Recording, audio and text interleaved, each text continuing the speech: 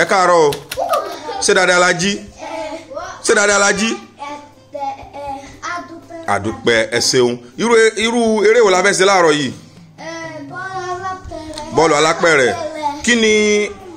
Kí ni ipa tí Kamilu máa kó nínú eré, kí lórúkọ tiẹ̀? Patibula kí ni?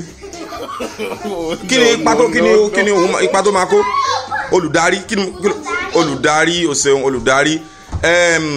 Inú bí tẹ́ máa ju bọ́ọ̀lù yẹn sí, inú bí tẹ́ máa ju sí, kí ni orúkọ rẹ̀? Apẹ̀rẹ̀ tàbí kí ni?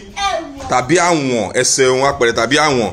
Ọ̀yá olùdarí, ẹ má ju bọ́ọ̀lù sókè o. Ẹni tó bá ti mú bọ́ọ̀lù nu wọn á mọ̀ ka àmì ayò fẹ́ nìkọ̀ọ̀kan. Ó yẹ ju o sì ju ṣèkejì rẹ̀, ok?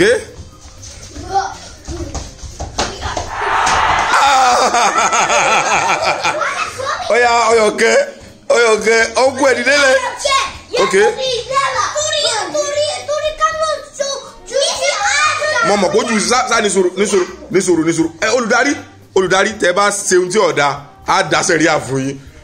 Ẹ mọ́ sojú ṣáájú, ok? Ọ̀yá.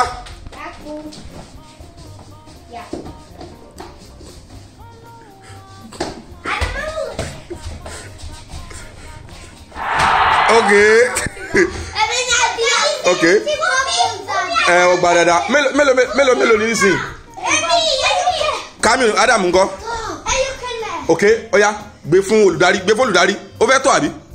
So fẹ́ tọ̀ ní Kamilu, Adam. Ok, olùdarí, ẹ mọ nǹkan tẹ́ máa ṣe nísìnyí. Àárín wọn lẹ máa jù sí, ẹ mọ́ jù sẹ́ni ẹ̀kẹ́ nu wọn. Àárín wọn. Kí ni mo pè é? Ọ̀yọ̀ kan mi jọ yá jù.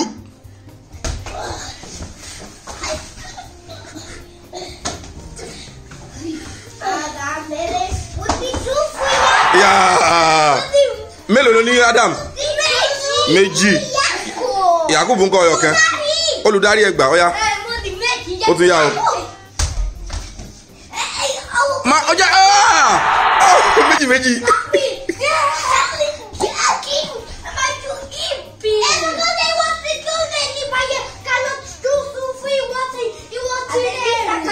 Òdodo lóòótọ́. Ọ̀yá fún ó ní kò fún olùdarí méjì báyà àbí? Nísìnyí ẹni sùúrù o. Eléyìí ni ìparí. Ẹni tó bá gbá bọ́ọ̀lù wọnú àwọn nísìnyí òun lọ gba bùkẹ́ ní o. Olùdarí ẹ jẹ́ kí n jù fún wọn. Olùdarí ẹ fún mi, ẹ jẹ́ kí n jù. Ẹ fún mi. Ok, ọ̀yá. Ní sùúrù o. Ilẹ̀lẹ̀ ni kò irọ́ mọ́jú fún ẹnì kankan nù àmì yìí. Ilẹ̀lẹ̀ ni kò jù sí lẹ́lẹ̀ wájú rẹ̀.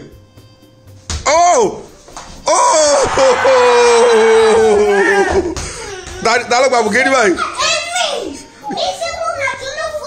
Ok, Adam. O lè sọ fún bẹ́ẹ̀ torí pé kí ni wọ́n jẹ́ tó fi lè sọ bẹ́ẹ̀ fún? Torí wọ́n làgbàlagbà ó ṣeun àkẹ́bí. Adam wojú mi. Adam wojú mi. Ó gbìyànjú gan. So ti gbọ́? Ó gbìyànjú, inú mi sì dùn sí ẹ. O ti gbọ́? Yakubu sọ pé wọ́n náà gbìyànjú. O ti gbọ́? Ok? Wọ́n ní àmì ayò méjì, Yakubu ní àmì ayò mẹ́ta. Ẹ gbìyànjú. Nísìnyí ó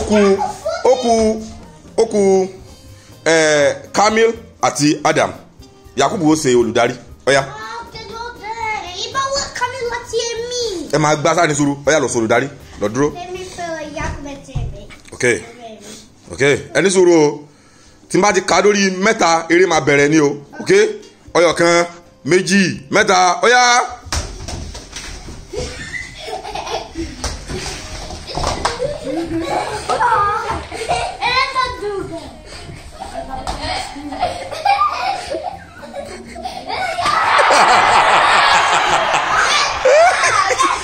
Ilẹ̀ sọ́lẹ̀. Ọ̀yọ̀ kan báyìí ó ti gbá ọ̀yọ̀ kan wọlé. Kí ló ṣẹlẹ̀? Kamil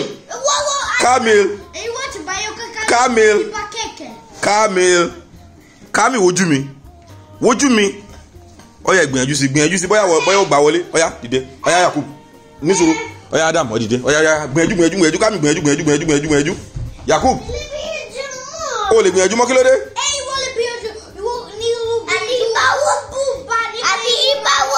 Bẹ́ẹ̀ni, tó bá ti gbìyànjú gbogbo gbà.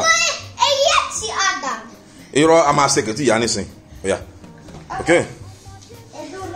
kò tí ì yá o ó ní kẹ́ dúró ọ̀yá jù ọ̀yá o. kí lẹ̀ ń ṣe lóòótọ́ òjòrò ni òjòrò. ìṣàkà. ẹyọ kẹ́gìrì ó gbé fún odo òkè olùdarí ní òdòdó lẹ́ẹ̀mejì nítorí wọ́n gbé fún ni kí ló tó fi lè gbé fún. ok ọ̀yá nísìnyí ẹgbẹ́ fún olùdarí ẹni tó bá ti gba ilé ìwọlé òun lọ gba kòkè ní ìsìn fẹ́ ẹkún kí ni mo ní mi fẹ́ ẹkún ọyọ kan méjì mẹ́ta ọyá go.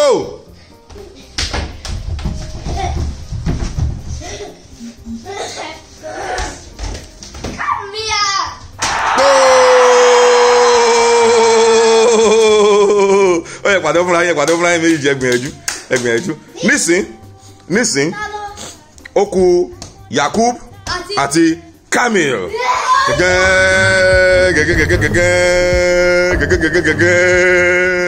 ẹni sùúrù ẹni tó bá kọ́kọ́ dé àmì ayò ẹlẹ́ẹ̀kẹta ẹni tó bá kọ́kọ́ ní àmì ayò mẹ́ta òun ló gbapò kéní ṣé ti gbọ́. kò sí ẹkùn. olùdarí ẹni sùúrù tí n bá ti ka ọyọ kan méjì mẹ́ta ẹ jù fún wọn o ti gbọ́ ọyọ kan méjì mẹ́ta ọyá.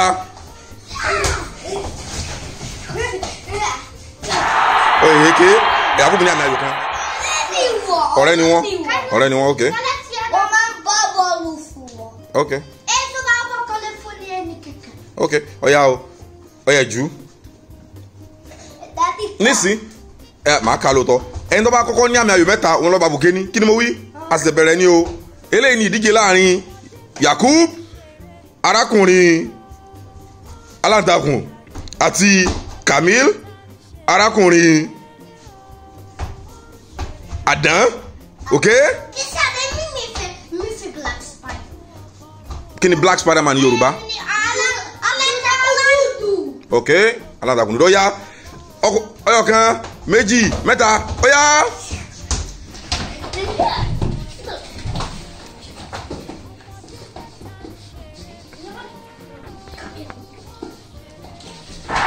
ok ọyá ẹ fún olùdarí ọyá kíákíá Yakubu ní àmì ayò kan.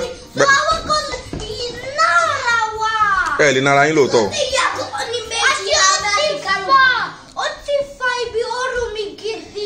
mọ́fà lọ́rùn o ti gbọ́ mọ́fà lọ́rùn.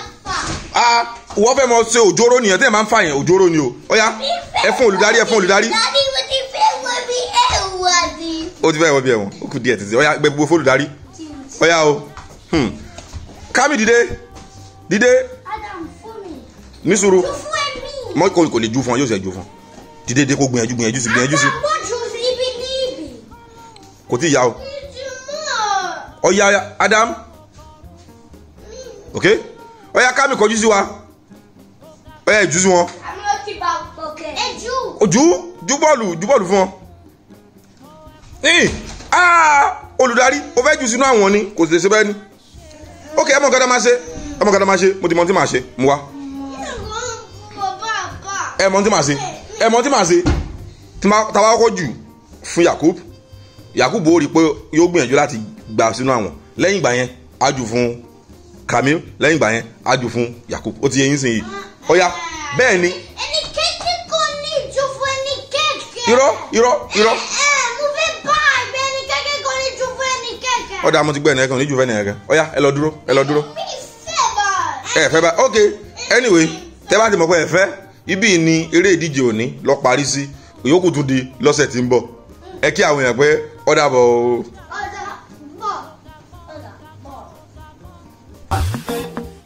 Kindly subscribe to our YouTube channel Yoruba Pikin and remember to hit the notification bell to enjoy more of our videos. Thanks for watching. Bye. Ọ̀dà bọ̀.